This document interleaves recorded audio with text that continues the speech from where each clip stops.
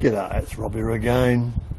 Well, here's a quick video just to show you what I've been doing to the Subaru XV, or Crosstrek as they call them in America. Lately I've put an Anderson connector under the hood here, under the bonnet, so I can run a 600 watt inverter straight off the battery, and this is a quick, easy way to do it, and I'll just show you how I went about it. The big problem with the Subi, of course, is that there's no room to put anything anywhere. Everything's got its place and that's it. And I had to mount the Anderson connector somewhere, and I originally was looking down around here thinking maybe I could bring a plate out here, and then I had clearance issues, and then you got to be able to pull the connector apart without skinning your knuckles, and yeah, it wasn't going to work. And I sort of, I was running things through my head, how the hell to do this simply and easily, because when you use a 600 watt inverter, the vehicle won't be moving. You'll be out in the field working on something, and you want to run an angle grinder or electric drill or something like that, and you can do that off of your Subi, no problem, with the right size inverter. But it's got to be at least a 600 watt inverter to do the job. Definitely no bigger than 800, but 600 is a good size, and I've used these in the past. So where did I mount the connector? Well, I'll show you. You can probably see it anyway.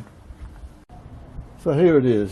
There's a quick and easy fix, and all I did was use the two mounting bolts for the top of this electronic gadget here.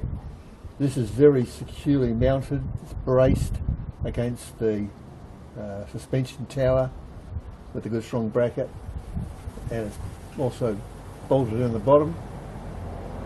So this is the perfect place to put it, and basically you can push and pull on your connector without any problem whatsoever. You've got plenty of clearance here.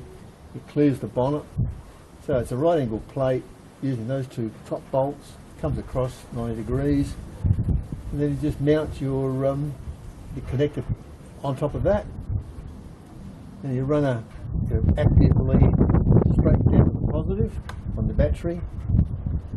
I've shielded it as well to give it some extra protection, and then run your negative around out of there and across and around and bring it into the other connector. It's all dirt simple, very, very simple. Right, I'll just plug in the inverter and you can see how it all goes together.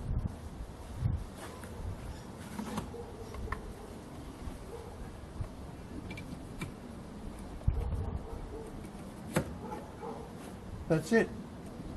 I'm ready to go. Simple as that. So the inverter just sits on top of the fuse box here. Can't get into any trouble, and we just plug in the drill, and in this case, and give it a go.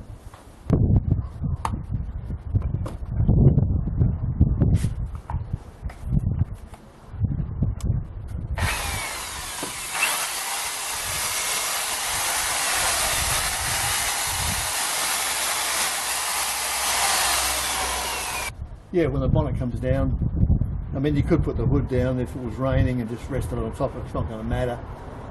But as I said, you'd only use this when the vehicle's stationary anyway.